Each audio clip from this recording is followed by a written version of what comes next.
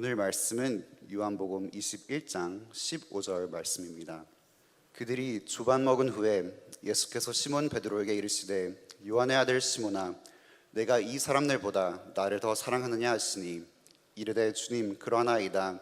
내가 주님을 사랑하는 줄 주님께서 아시나이다. 이르시되 내 어린 양을 먹이라 하시고. 이는 살아계신 하나님의 말씀입니다. 아멘.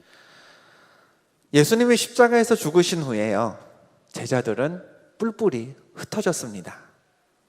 그 중에 베드로를 포함한 7명은 원래 삶의 터전이었던 갈릴리로 돌아가서요, 원래 자기가 하고 있었던 일, 고기잡이에 매진하고 있었습니다.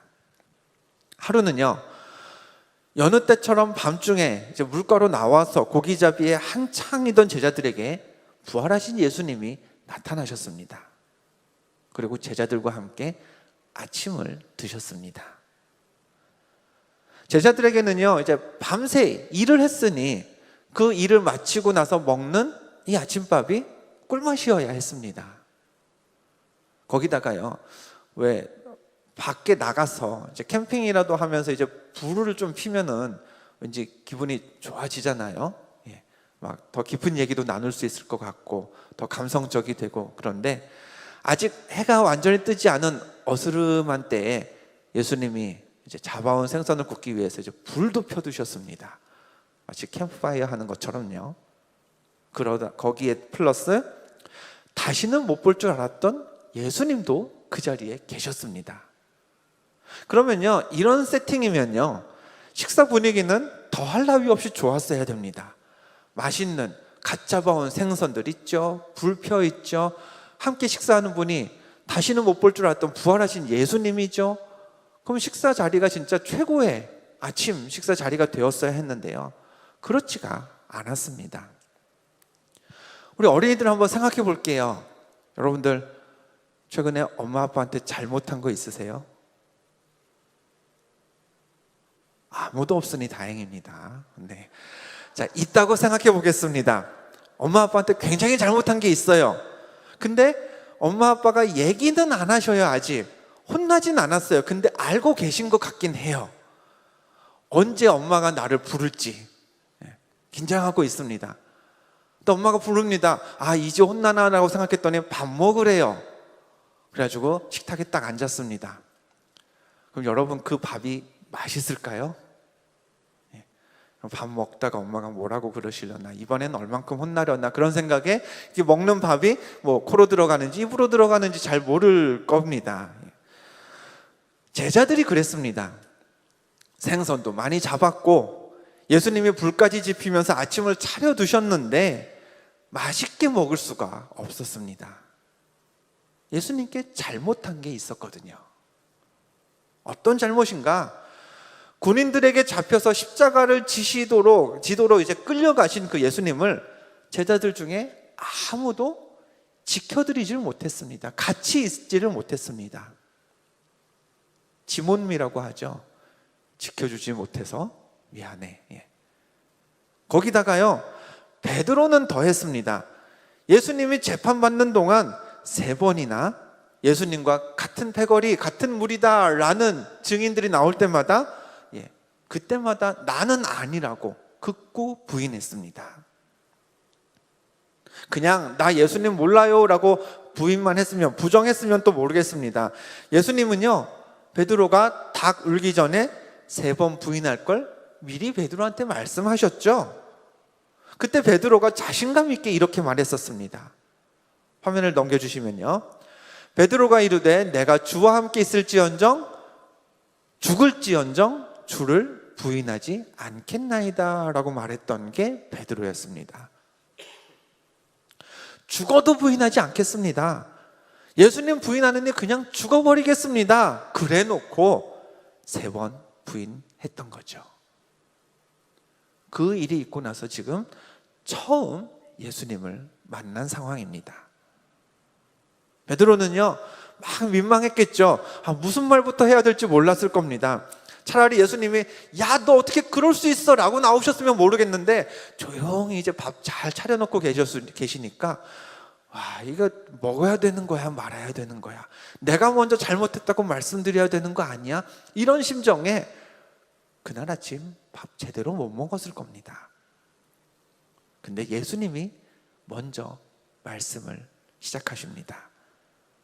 우리 본문 조금 전에 화면에 15절 우리 읽어주시기도 하고 화면에 17절 보이기도 했는데요, 상관없습니다. 어차피 똑같은 구절입니다. 우리 화면을 보시고요, 예수님이 하셨던 말씀 함께 읽어보겠습니다. 시작. 세 번째 이르시되 요한의 아들 시몬아, 내가 나를 사랑하느냐. 예수님은 베드로에게요, 세 번이나 동일하게 물으셨습니다. 너 나를 사랑하니? 간단한 질문입니다. Do you love me? 사랑하는 남자, 여자, 연애하는 분들한테서도요, 같은 질문 할 때가 있죠. 그런데요, 이제 남자와 여자 사이에 사랑하는 사람들이 물을 때요, 자기 나 사랑해? 라고 물으면 그건 무슨 뜻일까요? 무슨 대답을 듣고 싶어서 물어보는 건가요? 그럼 당연히 당신을 사랑하지, 당연히 널 사랑하지, 세상 무엇보다 사랑하지 라는 대답을 듣고 싶어서 물어보는 겁니다. 만약에 내가 자기 나 사랑해 물었는데 상대방이 내가 미쳤냐? 널 왜 사랑해? 너 어디 아파? 이런 식으로 나오리라고 예상되면 아예 안 묻습니다. 사랑하냐고 묻는 건 사랑을 확인받고 싶을 때 묻는 거죠. 예수님도 그랬습니다. 베드로에게 물으셨습니다. 너 나 사랑하니? 무슨 답을 듣고 싶으신 걸까요? 네, 주님 사랑합니다 라는 베드로의 고백을 원하셨던 겁니다. 그런데요, 만약에 예수님의 질문이 Do you love me? 이게 아니라 내가 나를 사랑하느냐라는 현재 시점에서의 현재 시제의 질문이 아니라 너 그때 나 사랑했니? Did you love me at that time? 라고 과거형으로 물으셨다면 어땠을까요? 그럼 베드로 뭐라고 대답해야 했을까요? 예전에 주는 그리스도시요 살아계신 하나님의 아들이십니다 라고 그런 멋진 신앙의 고백도 했었는데, 그래서 반석이라는 이름의 뜻에 베드로라는 이름도 받았는데, 그럼에도 불구하고 예수님이 잡히시자 도망갔다가 예수님을 세 번이나 부인까지 했으니 베드로는요, 예수님이 너 그때 나 사랑했니? 라고 물으셨다면 네라고 대답할 수 없었을 겁니다. 감히 사랑한다고 얘기할 수 없었을 겁니다. 자기가 한 일이 있는데요, 그냥 침묵했겠죠. 아니면 죄송합니다 예수님 이라고밖에 못했겠죠. 또 반대로 생각해 보겠습니다. 예수님이 미래형으로 물었다면 어땠을까요? 베드로야, 너 앞으로 너 이제부터 날 사랑할 수 있겠니? 마찬가지입니다. 이미 베드로는요, 장담했다가 무너진 전적이 있습니다. 죽어도 예수님 부인하지 않겠다 해놓고요, 부인했습니다. 그런 베드로니 이번에는 다시 네 예수님, 이번에는 제가 죽어도 예수님만 사랑하겠습니다 라고 말할 수 있었을까요? 자기가 자기 자신을 아는데, 자기가 지난번에 장담했다가 어떻게 행동했는지를 아는데 그렇게 예스라고 대답 못했을 겁니다. 마찬가지로 그냥 한숨만 푹 쉬면서 예수님 자신 없습니다 정도밖에 말하지 못했겠죠. 오늘 보면 마지막에서요, 예수님은 베드로에게 이렇게 말씀하셨습니다. 17절 마지막 절 화면을 넘겨주시면요, 예수께서 이르시되 내 양을 먹이라 하셨습니다. 예수님은요, 베드로에게 일을 다시 맡기고 싶으셨습니다. 다시 베드로를 품고요, 베드로와 같은 편에 서서요, 베드로와 같이 가기를 바라셨습니다. 그러려면요, 그 전에 일을 맡기기 전에 베드로의 사랑을 확인하셨어야 했습니다. 베드로의 과거는 허물밖에 없었기 때문에, 이미 예수님을 부인했기 때문에 예수님은 과거의 베드로에게 묻지 않으셨죠. 또 베드로는요, 미래를 장담할 수 있는 입장도 아니었습니다. 언제 또 무너질지 몰랐습니다. 그래서 예수님은 미래의 베드로에게 묻지도 않으셨습니다.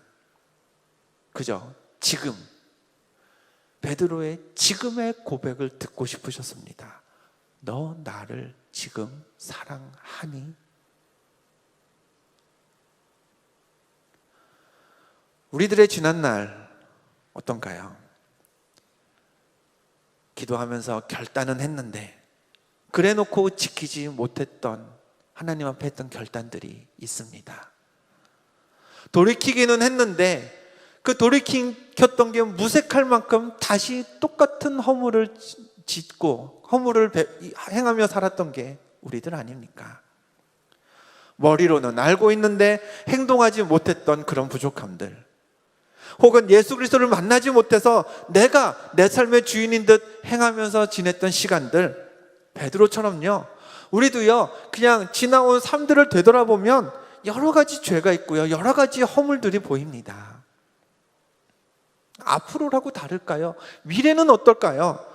아무리 눈물로 회개하고 아무리 뜨겁게 결단해도 언젠가 또 죄에 무너질 것, 우리도 알고 예수님도 그런 우리의 약함을 아십니다. 때문에 우리가 말할 수 있는 건요, 오늘, 지금밖에 없습니다. 그래서 예수님은 이렇게 우리에게도 물으십니다. 너 지금 나를 사랑하니? 지금 나를 사랑하는 마음으로 이곳에 나와 있니?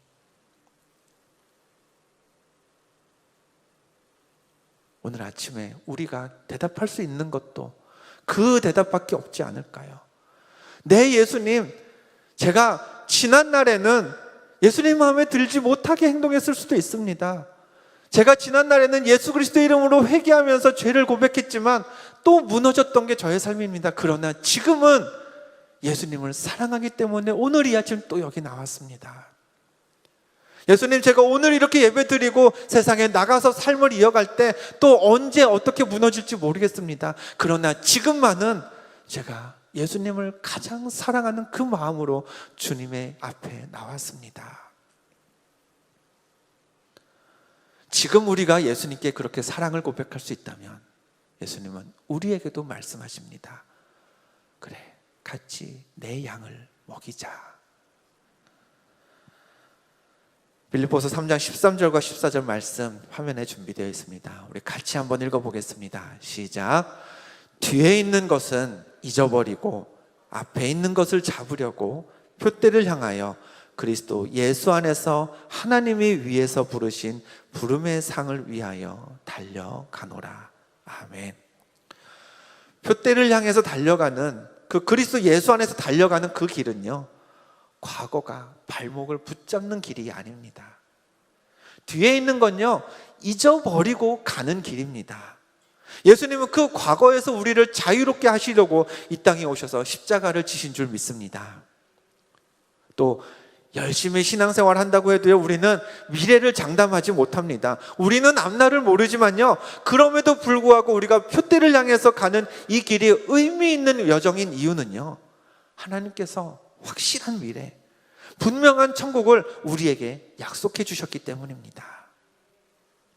예수님이 우리를 부르신 이유는 칭찬받을 만한 과거를 살았기 때문도 아니고요, 또 보장된 미래를 갖고 있기 때문도 아닙니다.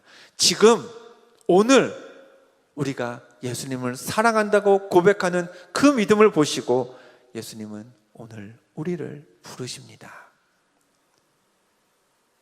오늘, 지금 하나님 보시기에 기뻐하는 삶을 사시길 바랍니다. 하나님 앞에 갈 때까지 어제는 내가 무너졌지만 내일을 내가 확신할 수는 없지만 그러나 오늘만큼은 예수님을 사랑하는 그 마음으로 살리라 결단하면서 표대를 하루하루 잘 달려가실 수 있는, 그 표대를 향해 달려가실 수 있는 저와 여러분이 될 줄로 믿습니다. 예수 믿고 구원받은 하나님의 자녀된 구원의 확신은요, 여러분, 그날 컨디션에 따라 달라지는 게 아닙니다. 내가 어제는 좀 예수님과 가깝게 지냈다? 그럼 나 오늘 구원 받았습니다. 이게 아닙니다. 내가 어제 좀 죄를 많이 행했다? 그럼 오늘 구원 못 받겠네. 저 구원에 확신이 없습니다. 이게 아닙니다. 내가 지난 날을 어떻게 살았든지 간에 이전 것은 잊어버리고 내 안에 지금 예수님을 사랑하는 마음이 있으면, 내 안에 예수님이 나를 구원하셨다라는 말이 그 믿음이 있으면 나는 오늘 예수 믿고 구원받았다고 아멘이라고 확답할 수 있는 저와 여러분인 줄로 믿습니다.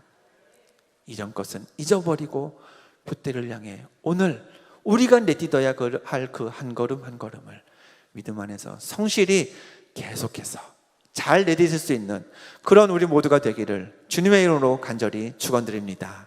축원드립니다.